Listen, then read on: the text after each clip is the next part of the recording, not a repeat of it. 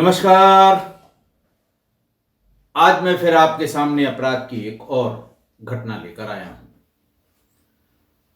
आज की घटना हालिया तो नहीं है, लेकिन घटना के चेन की एक घटना हालिया है। बिल्कुल हाल की है, 4 फरवरी 2023 की। प्रदेश है उत्तर प्रदेश, जिला है गोरखपुर। 4 फरवरी 2023 को गोरखपुर की शहर कोतवाली में अदालत से एक आदेश एफआईआर करने के लिए आया। इसमें जो कंप्लेनेंट था उसका नाम था यश गुप्ता।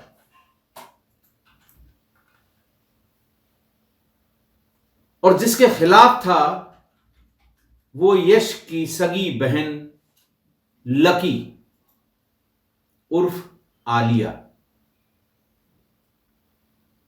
आरोप ये था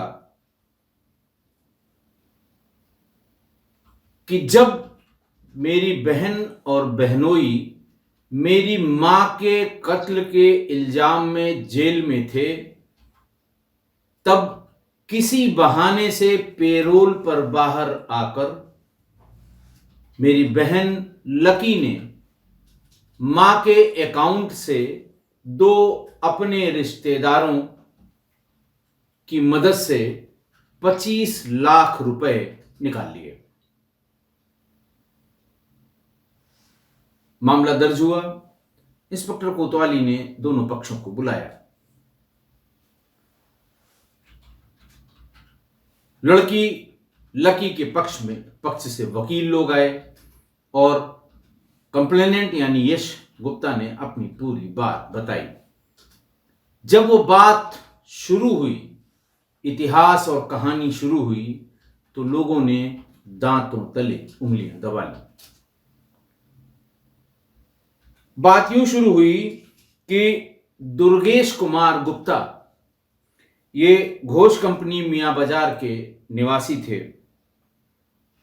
इनकी दुकानें यानी इनके प्रतिष्ठान थे लकी इलेक्ट्रॉनिक्स, लकी मिर्च मसाला रेस्टोरेंट और लकी हॉस्पिटल, जो मियां बाजार में थे। अब आप अंदाज लगा लें कि गोरखपुर जैसे शहर में 3 इस तरह के प्रतिष्ठान चलाने वाले किसी व्यक्ति की माली हालत, रसूख और संपन्नता कितनी होगी। दुर्गेश कुमार गुप्ता की 2 संतानें थीं। लड़की बड़ी थी, लकी उर्फ अमृता गुप्ता उसका नाम था, और बेटा बहुत छोटा था, यश गुप्ता उसका नाम था। पत्नी का नाम कविता गुप्ता था। उन्होंने अपने सभी प्रतिष्ठानों के नाम अपनी लड़की यानी लकी के नाम पर रखा था, स्वर्गीय दुर्गेश कुमार गुप्ता ने। आप इससे अंदाजा लगा सकते हैं कि वो लड़की कितने लाड़ प्यार में पली होगी, और लोग उसको रईस जादी भी कहा करते होंगे।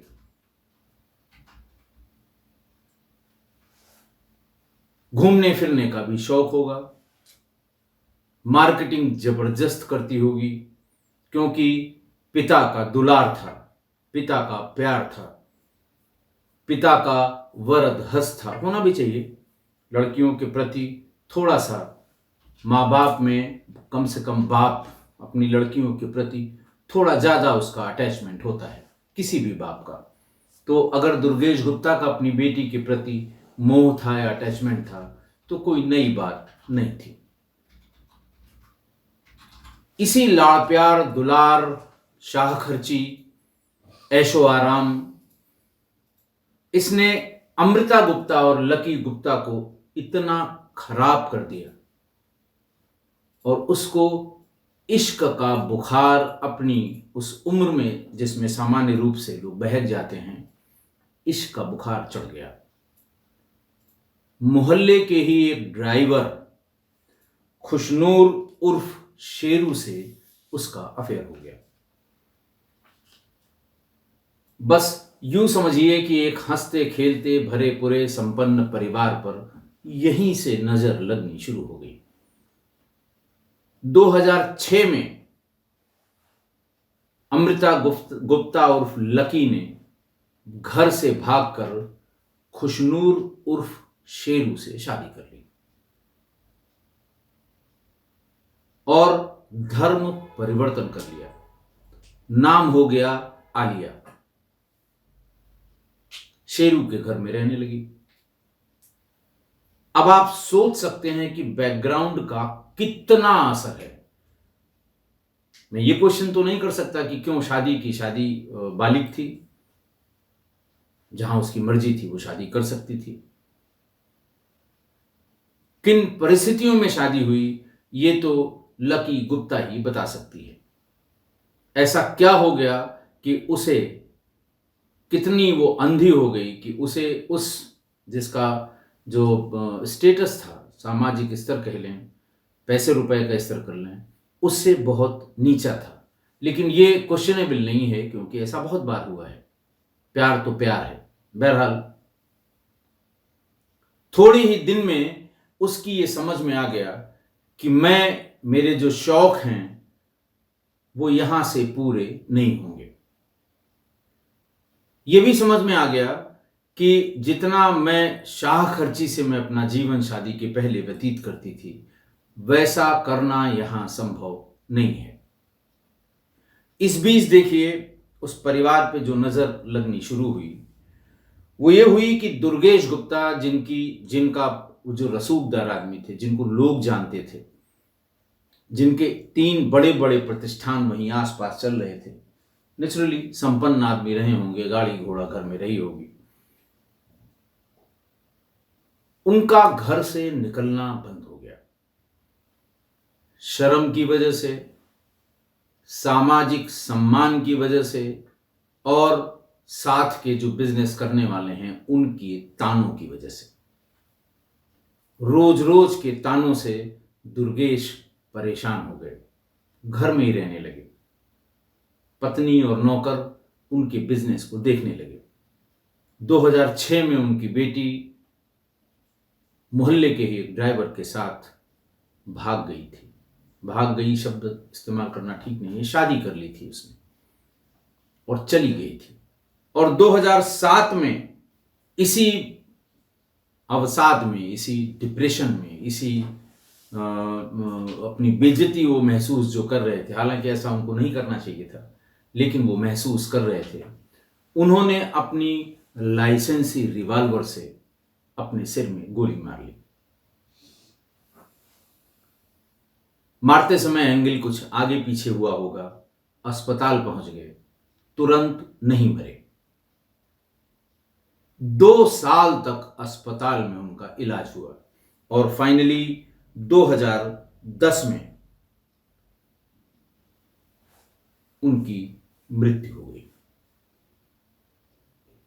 यश यानी उनका बेटा उस समय बहुत छोटा था। वो इंतजार ही कर रही थी, बेटी उनकी लकी अपने पति खुशनूर उर्फ शेरू के साथ वो फौरन मां के पास आ गई, यानी अपने मैके में आकर रहना शुरू किया। इसलिए नहीं कि मां की मदद करेगी, भाई छोटा है उसकी मदद करेगी, इसलिए कि उसकी नजर उसी धन दौलत पे थी जिसका वो उपयोग करती थी और जिसको छोड़कर वो किसी दूसरे के साथ चली गई थी।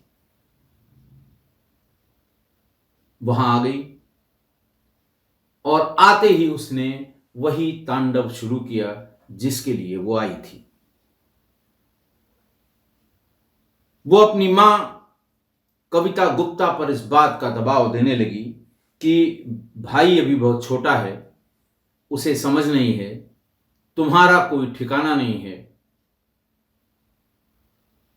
परेशान रहती हो,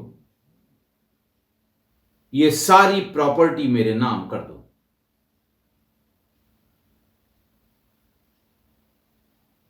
मैं ही इस अपने छोटे भाई यश की, जब जैसे जैसे वो बड़ा होगा परवरिश करूंगी, उसकी जरूरतों को पूरा करूंगी।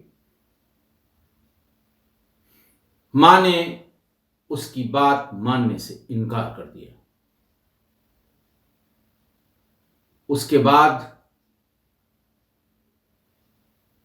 लकी ने अपनी उपस्थिति में अपनी मां के साथ अपने पति से दुष्कर्म करवाया।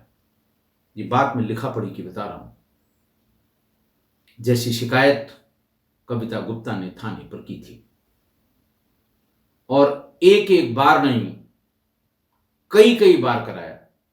पति अपने दोस्तों को भी लेके आता था और लकी की मां के साथ लकी की जानकारी में बलात्कार करते थे। परेशान करने के बाद उससे प्रॉपर्टी लिखने को कहते थे।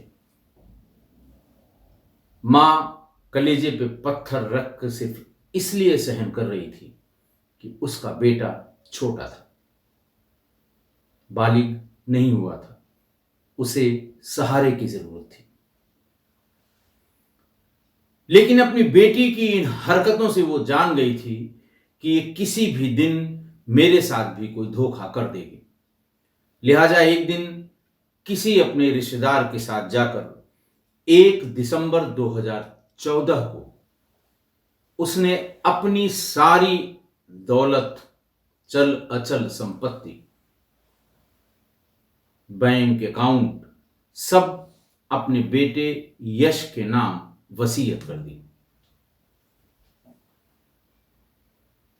वहां से जब वो लौट के आई और 5 और 6 दिसंबर के आसपास फिर बेटी दामाद ने उसे इसी सारी प्रॉपर्टी को रजिस्ट्री करने की जब जिद करने लगी, तो मां ने कहा अब मैं कुछ नहीं दूंगी, मैंने वसीयत कर दी। यश के नाम वसीयत कर दी। तुमने सबकी भावनाओं के खिलाफ खुद शादी की थी, अपनी मर्जी की मालिक थी, अपनी मर्जी से शादी की, तुम्हारा कोई हक इस प्रॉपर्टी पे नहीं बनता है। लिहाजा बेटी और दामाद ने मिलकर 13 दिसंबर 2014 को, जब उनकी मां कविता गुप्ता अपने ही अस्पताल में, मियां बाजार वाले अपने अस्पताल में बैठी थी, जाकर उन्हें गोली मार दी। मौके पर मां कविता गुप्ता ने दम तोड़ दिया। पुलिस ने लकी उर्फ आलिया और उसके पति खुशनूर उर्फ शेरू को गिरफ्तार कर लिया। गिरफ्तार करके जेल भेज दिया।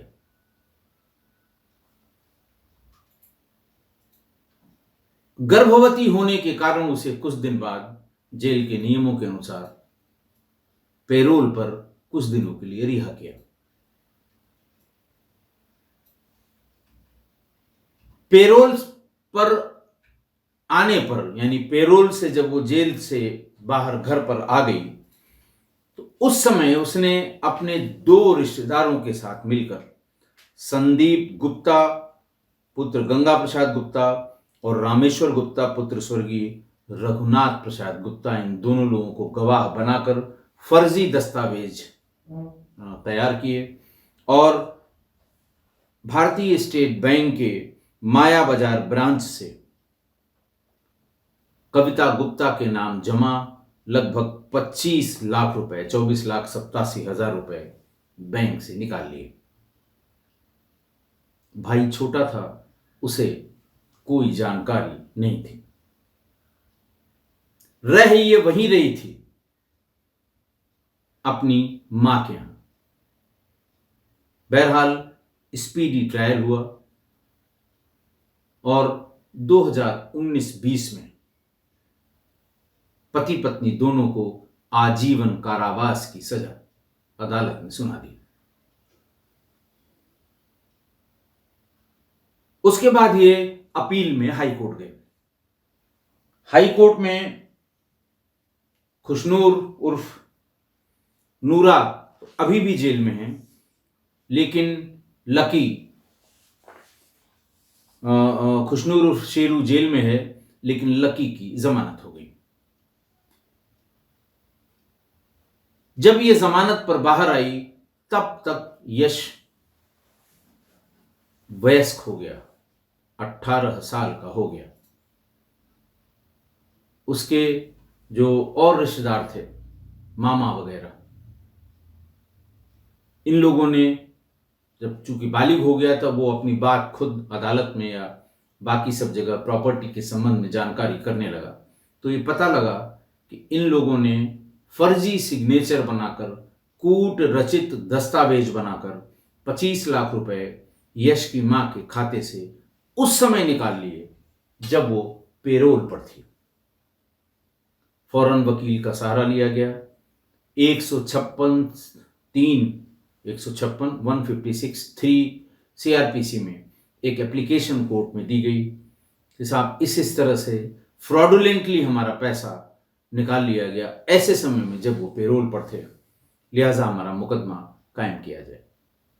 और वो मुकदमा कायम किया गया। इन्वेस्टिगेशन के दरमियान इतनी चीजें पता लगी कि एक बेटी की एक डिसीजन की वजह से एक भरा पूरा परिवार बर्बाद हो गया।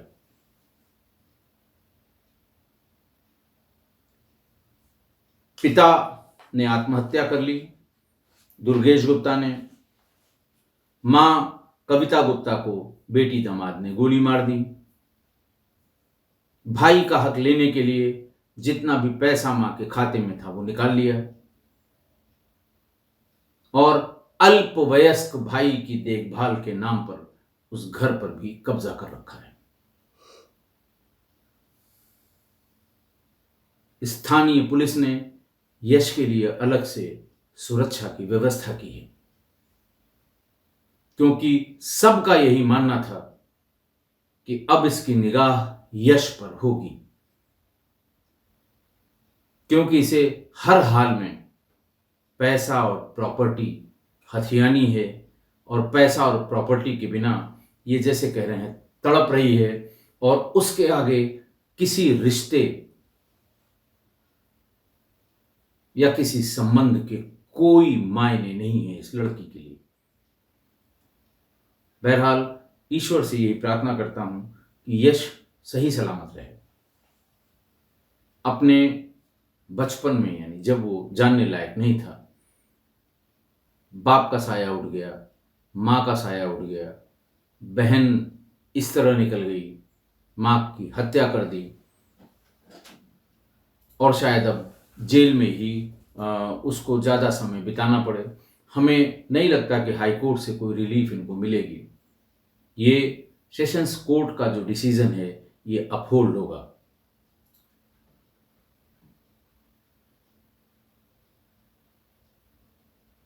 आज की घटना, किसी संपन्न परिवार, भरे पूरे परिवार, अच्छे और रसूखदार परिवार की बर्बादी का समय उस समय शुरू हुआ जब उसकी लाडली और रईसजादी लकी को इश्क का बुखार चढ़ा और वो घर छोड़कर भाग गई, शादी कर ली, धर्म परिवर्तन कर लिया। पिता लोगों के ताने को बर्दाश्त नहीं कर पाया, घर से निकलना बंद कर दिया और खुदकुशी कर ली। खुदकुशी करने पे तुरंत उसकी मृत्यु नहीं हुई, बल्कि सारा जिसे कहते हैं पूरा अस्पताल में नरक भोग के बेचारा वो तब इसी कष्ट में इस दुनिया से चला गया। जो मौज, जो पैसा, जो शाहकर्ची, जो मार्केटिंग माँ बाप के घर लकी को मिली थी, वो सब वहां नहीं था जहां वो अपनी मर्जी से भाग कर गई थी और शादी की थी। वहां नहीं मिल पाया, वो मिल भी नहीं सकता था। तो उसे हर समय वही शाहखर्ची, वही पैसा वो याद आता था, कचोटता था और उसकी निगाह सिर्फ उसी प्रॉपर्टी और पैसे पे थी। और इस लालच में वो अंधी हो गई। उसे रिश्ते नातों से कोई मतलब नहीं रह गया। वो दौलत, वो पैसा पाने की प्रोसेस में वो इतना गिर गई कि उसने अपनी मां का बलात्कार अपनी आंखों के सामने अपने पति और उसके दोस्तों से कराया। मुझे सहसा यकीन नहीं हो रहा था। मैंने नेट पर इस संबंध में कई खबरें सर्च की। हर खबर में यही बात लिखी है कि बेटी और उसके पति ने बेटी की मां के साथ बेटी के सामने बलात्कार किया, ताकि उसका मनोबल इतना तोड़ा जा सके, ताकि उसको इतना मानसिक रूप से झकझोर दिया जाए कि वो सारी प्रॉपर्टी अपनी बेटी को लिख दे। लेकिन दिमाग देखिए, जेल गई, जब पेरोल पे आई, अपनी मृत माता के खाते से फर्जीवाड़ा करके 25 लाख रुपए निकाल लिए। तो इसलिए टोला पड़ोसियों का, मोहल्ले वालों का, रिश्तेदारों का जो शक और पुलिस वालों का, इनका जो शक है कि यश भी अब सुरक्षित नहीं है।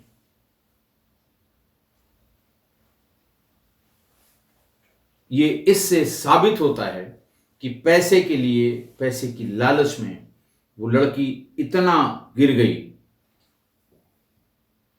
कि इसने ऐसे ऐसे कुकर्म किए, और उसी लड़की के एक डिसीजन से पूरा परिवार बर्बाद हो गया। एक परिवार अर्श से फर्श पर आ गया। हालांकि ये कोई पहली बात या पहली बार नहीं हुआ है। हरियाणा के एमएलए रेलू राम पूनिया की बेटी सानिया ने एक पार्टी के बहाने अपने पूरे परिवार को, 8 लोगों को मार डाला था। बिजनौर की शबनम को कोई नहीं भूला होगा, अभी भी जेल में है सानिया। शबनम ने भी अपने प्रेमी के चक्कर में अपने पूरे परिवार के 7 लोगों को जहर देके मार दिया था। तो इसीलिए कभी कभी ऐसी औलादों से परेशान होकर लोग कहते हैं कि भगवान ऐसी औलाद से अच्छा बे औलाद ही रहे। आशा है आप मेरी इस बात से सहमत होंगे। आज के लिए इतना ही। बहुत बहुत धन्यवाद।